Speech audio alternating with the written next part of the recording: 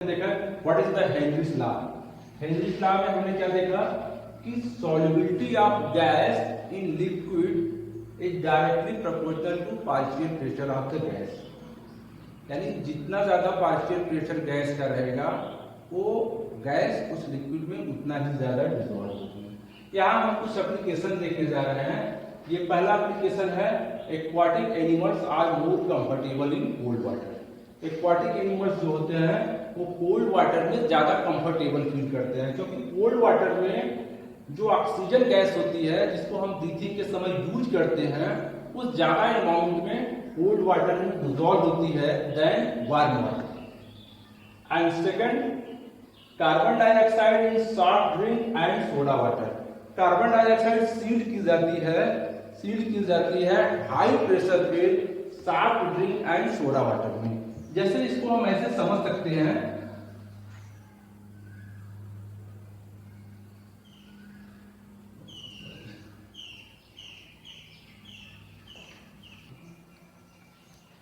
Carbon dioxide suppose कर लीजिए ये सॉफ्ट ड्रिंक है, दिस इज सॉफ्ट ड्रिंक और सोडा वाटर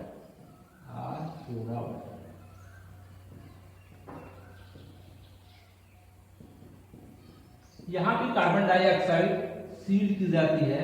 कार्बन डाइऑक्साइड को यहाँ पे हम फील करते हैं हाई प्रेशर पे। अब सपोज कर लीजिए कि सॉफ्ट ड्रिंक या सोडा वाटर में कार्बन डाइऑक्साइड फील की गई है 4 एटमॉस्फेरिक प्रेशर पे, 4 एटीएम पे। और जैसे ही हम इस बॉटल को के कार को मतलब ओपन करते हैं, इसका ढक्कन को हम ओपन करते हैं मतलब ओपन करते हैं, तो इसका प्रेशर जो है डिक्रीज होकर एटमॉस्फेरिक प्रेशर के इक्वल हो जाता है। यानी एटमॉस्फेरिक प्रेशर 1 एटीएम के इक्वल हो जाता है। तो प्रेशर डिक्रीज होने से कार्बन डाइऑक्साइड सीधा बाहर निकलने लगती है। And third is scuba divers use tank in under water. Scuba divers जैसे आप जानते हैं कि गोताखोर होते हैं, वो जब पानी में जब अंडर वाटर यानी तैरते हैं तो क्या होता है कि अंडर वाटर क्या होता है कि हाइड्रोजन के साथ नाइट्रोजन, ऑक्सीजन, ये सारी गैसें अंडर वाटर डिसॉल्व होती है और हाई प्रेशर पे डिसॉल्व होती है। तो ब्रीथिंग के समय, अंडर वाटर ब्रीथिंग के समय नाइट्रोजन जो है ये नाइट्रोजन मोर अमाउंट ब्रीथिंग के समय स्कूबा डाइवर्स के बॉडी के अंदर जो है ब्रीथिंग के समय चला जाता है। तो उस कंडीशन में जब वो बाहर निकलता है तो वहां पे क्या होता है, तब प्रेशर कम हो जाता है। जब प्रेशर कम हो जाता है तो नाइट्रोजन जो है बबल्स के रूप में बाहर निकलती है, और नाइट्रोजन जब बबल्स के रूप में बाहर निकलती है तो ये जो होता है ये उसकी बॉडी के लिए डेंजरस होता है। तो इस प्रॉब्लम को अवॉइड करने के लिए स्कूबा डाइवर्स एक टैंक यूज करता है, और उस टैंक में क्या होता है, उस टैंक में हीलियम, नाइट्रोजन, हीलियम, ऑक्सीजन और helium, oxygen and hydrogen gas feel होती है। ये जो है नाइट्रोजन गैस के कंसंट्रेशन को कम करती है। And fourth, at high altitude concentration of O2 is less than ground level. जैसे कोई क्लिम्बर्स होता है या फिर पर्वतारोही है, जैसे जैसे वो ऊपर पहाड़ पे चढ़ता जाता है तो उसको सांस लेने में तकलीफ होती है। उसको सांस लेने में तकलीफ इसलिए होती है क्योंकि जैसे जैसे वो ऊपर जाएगा वहां पे ऑक्सीजन का कंसंट्रेशन प्रेशर डिक्रीज करता जाता है। तो प्रेशर डिक्रीज करता जाता है तो ऑक्सीजन का कंसंट्रेशन जो है वो भी डिक्रीज कर जाता है। इसलिए उसको ये प्रॉब्लम होती है कि उसके बॉडी में ऑक्सीजन का कंसंट्रेशन धीरे धीरे कम होने लगता है। इसलिए हाई एल्टीट्यूड पे वो अपने आप को जो है अपने आप को कंफर्टेबल फील नहीं करता। Invention based on Henry's law, H2S a toxic gas which rotate act like smell if the solubility of H2S in water at STP is 0. 0.195 molar. Calculate Henry constant, calculate Henry constant. We know that Henry's law यानी T is equal to K/theta, K/theta.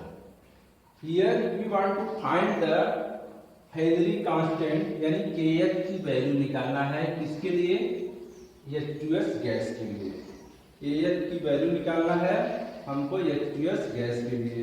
तो क्या क्या हमको दिया है? यहाँ पे हमको दिया है स्टैंडर्ड टेम्परेचर प्रेशर दिया है और ये मोलैरिटी दिया है। H2S की मोलैरिटी दिया है, सॉरी मोलैरिटी नहीं मोलैरिटी, ये यानी मोलर है 0.195 मोलर, यानी ये मोलैरिटी दिया है।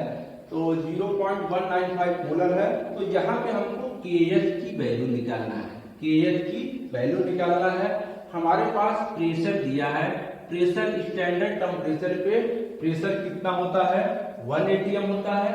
P यानी 1 atm होता है, स्टैंडर्ड प्रेशर 1 atm होता है। हमारे पास प्रेशर है और हमको यहाँ पे Kh की वैल्यू निकालना है H2S गैस के लिए, और मोल फ्रैक्शन की वैल्यू भी नहीं हमको पता है। तो सबसे पहले हम क्या करेंगे? मोल फ्रैक्शन ऑफ H2S गैस का हम मोल फ्रैक्शन निकालेंगे। क्या निकालेंगे? H2S का हम मोल फ्रैक्शन निकालेंगे। तो यहाँ दिया है कि ये मोलैरिटी दिया है H2S का, मोलैरिटी इन वाटर में दिया है 0.195 मोलर। तो 0.195 molar H2S in water, it means 0.195 mole H2S gas dissolved in 1 kilogram or 1000 gram of water, in 1 kilogram of water. So यहां से हम number of moles of H2O निकाल सकते हैं। तो number of moles of H2O कैसे निकालेंगे? Number of moles of H2O mass upon molar mass, mass upon molar mass, molar mass. तो यहाँ पे मास कितना होगा? मास है, यहाँ पे वाटर का मास कितना है? 1000 ग्राम, 1000 ग्राम। और मोलर मास वाटर का कितना होता है? हम जानते हैं 18 ग्राम। तो इसको सॉल्व करने पे आएगा 55.6 ग्राम पर मोल। हमारे पास number of moles of H2O हो गया। अब हम निकालेंगे mole fraction of H2S, mole fraction of H2S। Mole fraction of H2S कैसे निकालेंगे? देखो, mole fraction of H2S is equal to number of moles of H2S upon number of moles of H2S plus number of moles of H2O। तो mole fraction of H2S and number of moles of H2S is given 0.195 मोल। यहाँ पे दिया हुआ है कि H2S का जो number of moles है वो 0.195 मोल है। नंबर ऑफ मोल्स का 0.195 मोल H2S plus number of moles of water 55.6 55.6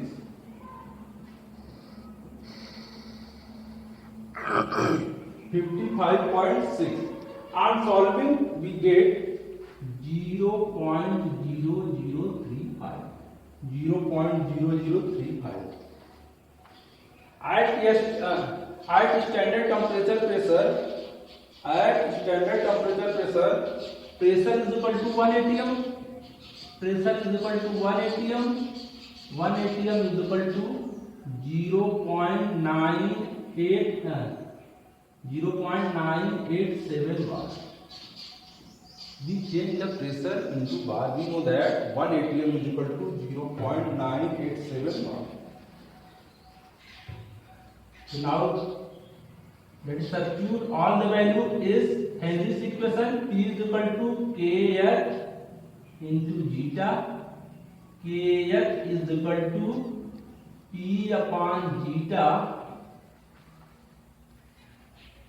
P यानी 0.987 bar upon value of zeta यानी मोल फ्रैक्शन ऑफ H2S.